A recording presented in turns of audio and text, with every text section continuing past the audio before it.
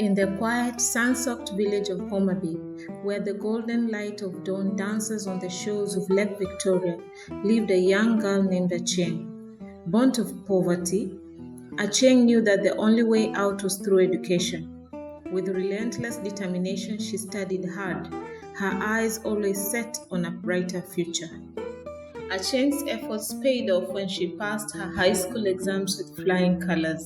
With the help of the local NGO, she secured a scholarship to study nursing in Kisumu. It was there, amidst the bustling streets and the rhythmic beats of the Luo drums, that she met Katana, a kind-hearted Giriama man.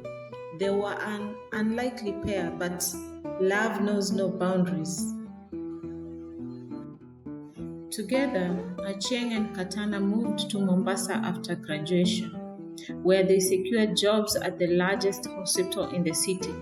Their love grew stronger and their marriage was envied by many. But as with all great love stories, their journey was not without challenges. Achieng's pregnancy was difficult. Days turned into nights filled with worry and fear. But Katana, ever the devoted husband, stood by her side. He'll bring her soothing herbal remedies prepared with love and care, and take her to the hospital, give her medicine on time, and pray for the safe arrival of their child.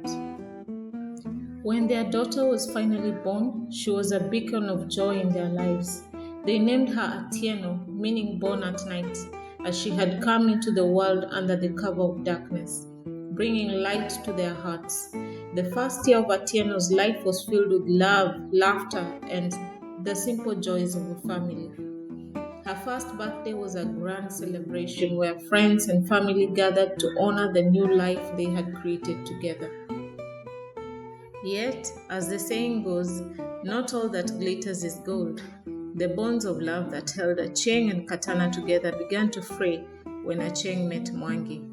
Mwangi was a young, handsome doctor who exuded confidence and wealth.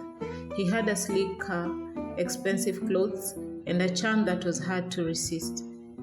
Achieng, drawn to the life of luxury he represented, began to see Mwangi as the upgrade she never knew she wanted.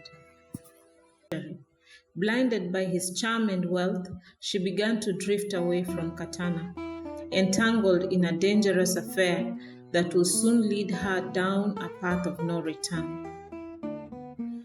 Katana, heartbroken but still hopeful, tried to hold their family together. He would clean up after Achieng, wiping away the evidence of her late-night escapades so that their daughter wouldn't know.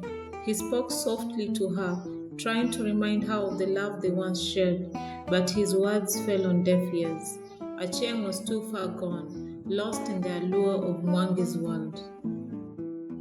Friends and family began to notice the change in Achieng. They warned her, pleaded with her to focus on her marriage and her daughter, but Achieng was blinded by her desires. Even when her grandmother, the woman who had raised her and guided her through life, came to speak with her, Achieng's heart had turned cold. She accused Katana of betrayal, of turning her personal life into village gossip, and dismissed her grandmother's words with disrespect and anger. With her mind made up, Achieng demanded a divorce from Katana. She was convinced that Mwangi was her future, her escape from the life she now resented. Together, she and Mwangi approached Katana with the divorce papers. Katana, his heart shattered, signed them, releasing Achieng from the vows they had once taken. One night, after yet another reckless drinking spree with Mwangi, disaster struck. Their car, speeding down the coastal roads, crashed violently. Mwangi walked away without a scratch, but Achieng was left in critical condition, clinging to life in the ICU.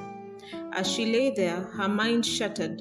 All she could do was call out for the man who had already abandoned her. When Achieng awoke, her world was in ruins. Her once sharp mind was now broken, her body crippled.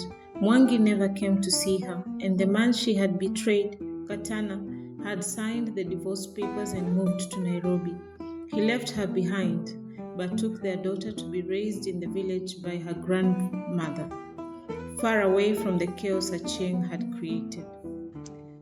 Achieng was eventually discharged from the hospital, but she was no longer the woman who had once dreamed of a better life. She was brought back to the village where her journey began, but this time as a broken soul. Her grandmother, now burdened with caring for both her and her daughter, did her best, but the weight of Achieng's choices hung heavy over the household. Achieng's tale is one of caution, a stark reminder that not all that glitters is gold.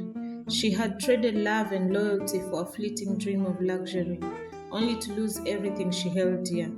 Now, as she watches her daughter grow up in the same village she once dreamed of escaping, Achieng lives with the bitter consequences of her choices.